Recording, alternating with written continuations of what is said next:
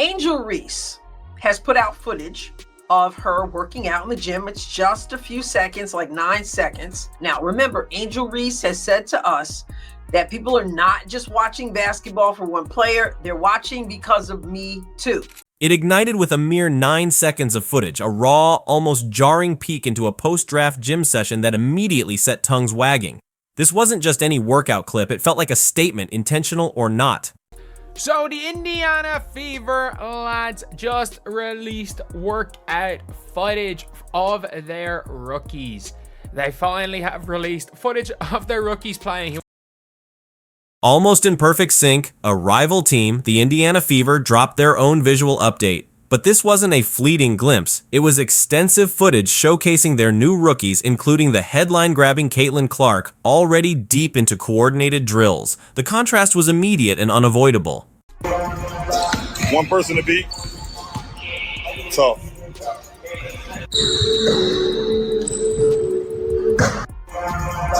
Okay, that's all we get to see. 9 seconds.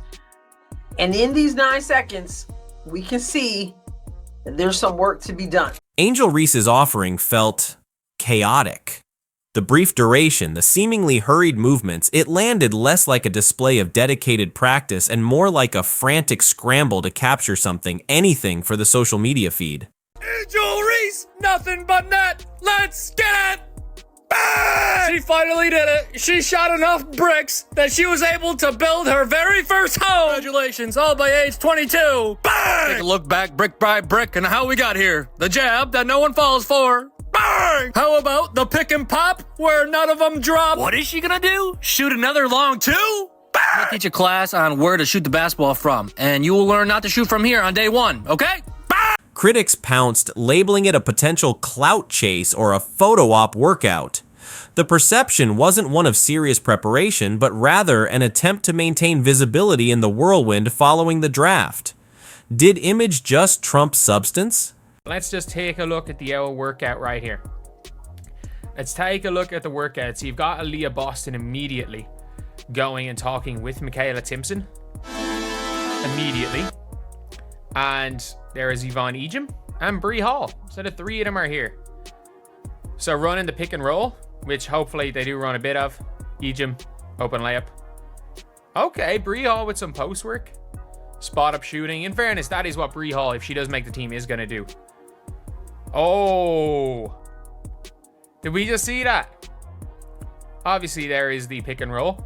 But did we just see the athletic Michaela Timpson? She just caught a lob.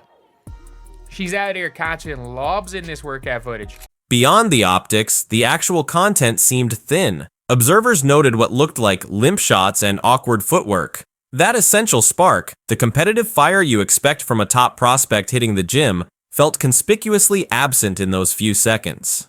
What you're doing in your workout is important, but I gotta say this, who's working with you is also important. I don't know who the young man is working with Angel. I don't know if he's a part of the Sky organization or not. My guess is he's not. My hope is he's not, because there are things that need to be corrected, and instead I'm hearing him give like the nod, giving the praise to what she's doing. Now pivot to the Indiana Fever's approach. Their video release felt deliberate, professional. It wasn't just about one player, it showcased Caitlin Clark integrating seamlessly with fellow rookies Michaela Timpson, Bree Hall, and Yvonne Ejim. You hear the guy say tough when she puts up a shot, makes the shot, tough. You know, that's, his way of saying that's hot, that's right on, that's knocking it down, that's the way to do it. Whatever you want to say in the way of praise. But he really needs to be correcting Angel's form. What unfolded in the Fever footage was tangible work. Crisp ball handling drills were on display, quick decision making in simulated plays, and evidence of immediate chemistry being built through sharp teamwork and high IQ passing. Good shot there by Bree Hall. Again, near 40% shooter. She's catching lobs. Pull up midi from Yvonne Ejim. Bree Hall to the basket, but yeah. So Caitlin Clark working. Are they all working as rollers? You never know. maybe some guard-to-guard screen roll actions are going to be happening.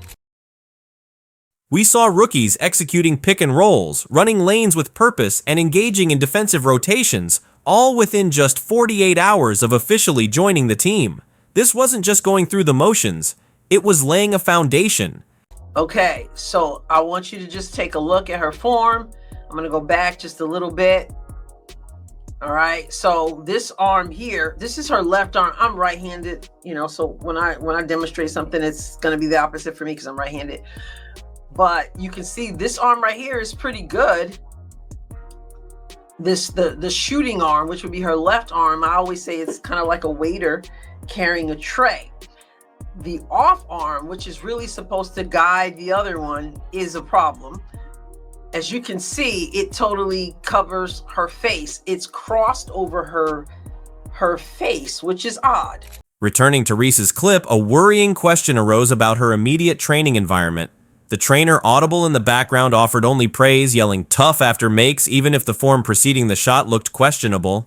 And then her palm is facing her on the inside, which is kind of weird. I don't know how you do that. So it's crossed over her face, over her eyes, as you can see.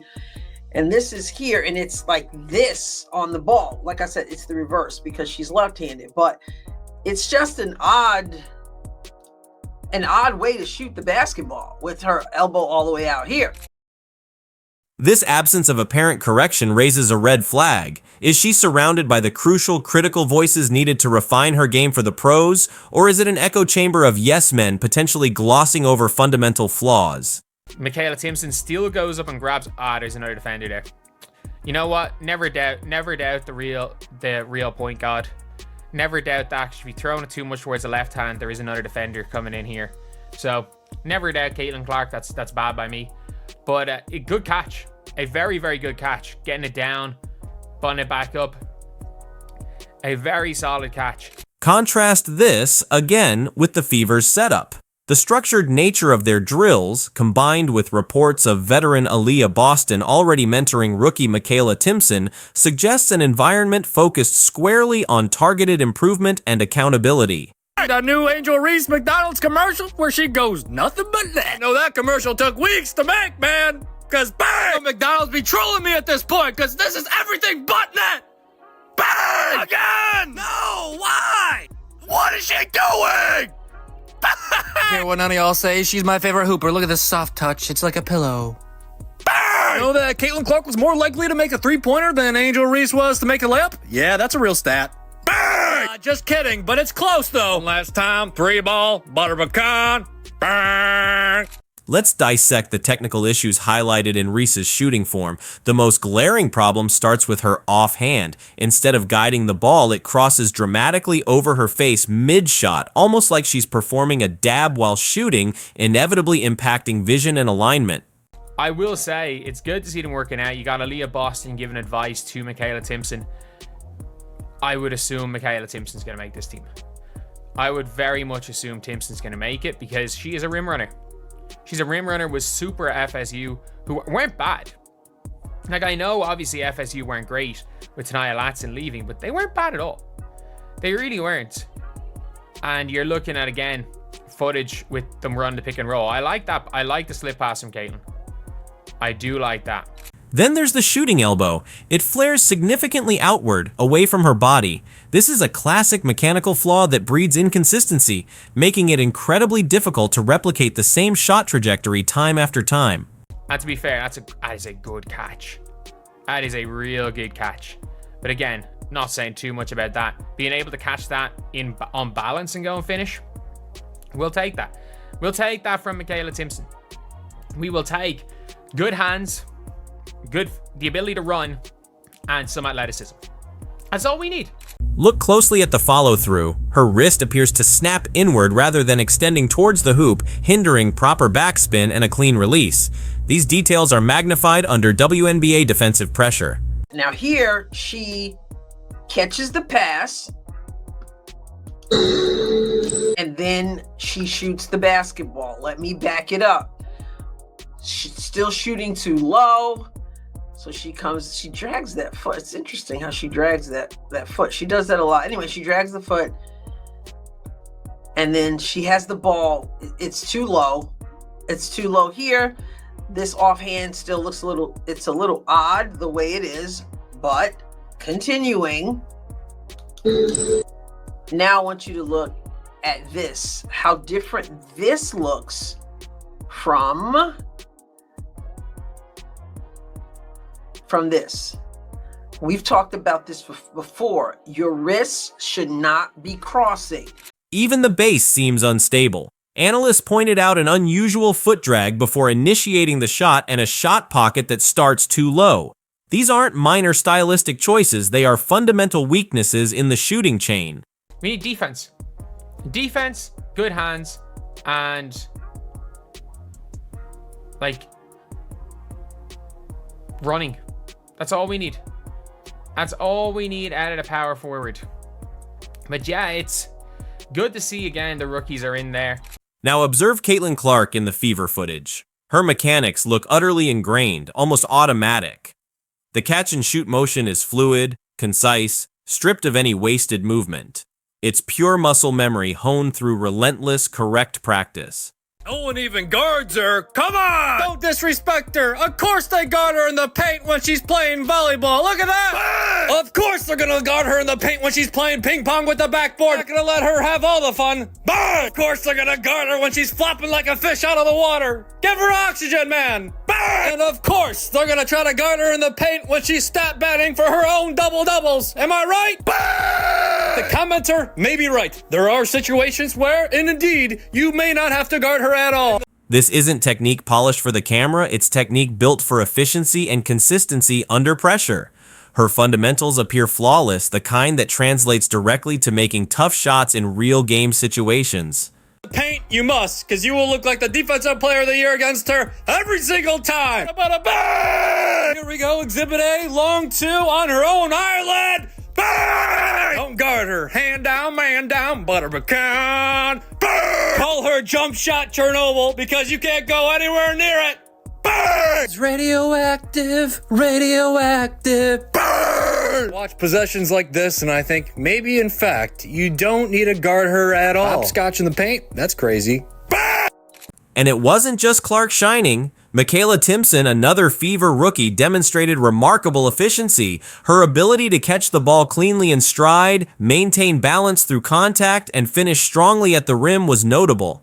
Angel Reese is now quoted as saying, "I'll look back in 20 years and be like, yeah, the reason why we're watching women's basketball is not just because of one person." She refuses to say Caitlin Clark's name. It's because of me too, and I want you to realize that. Timpson showcased real value without needing extravagant plays. Good hands, smart cuts, controlled athleticism. These are the reliable skills coaches crave and reward with playing time, especially from rookies needing to earn trust. The reality of elite competition exposes everything. Sorry, young lady.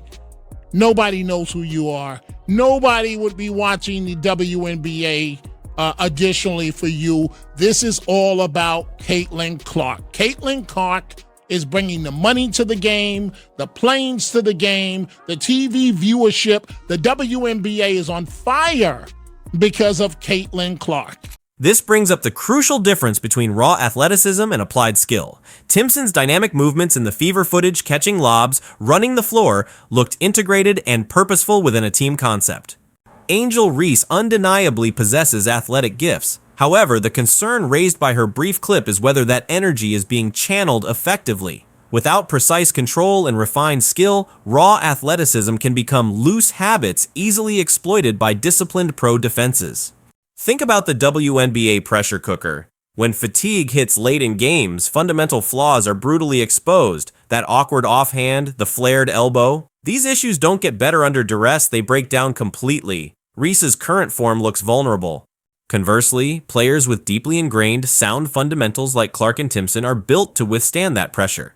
Their techniques hold up because they're second nature. It explains the commentary suggesting defenders might even dare Reese to shoot from outside, exploiting perceived weaknesses. Layered onto this is the narrative battle. Reese's bold claim, "It's because of me too," regarding WNBA viewership, juxtaposed with Clark's undeniable statistically backed impact and the contrasting workout footage, creates a fascinating tension between building a brand and building a game. Ultimately, these early snapshots paint two very different pictures. One of seemingly prioritized online presence, possibly masking unaddressed technical issues. The other of quiet, focused, fundamental work aimed at immediate team contribution and long-term success. As the season unfolds, the relentless demands of the WNBA will reveal which approach truly paves the path to stardom, the curated hype or the consistent grind. Ultimately, this early tale of two tapes forces us to consider what truly matters for long-term professional success. Is it the immediate buzz, the follower count, the carefully crafted image? Or is it the unseen hours, the corrected mistakes, the fundamentally sound game forged in sweat, not just spotlight? The evidence is mounting and the season hasn't even begun.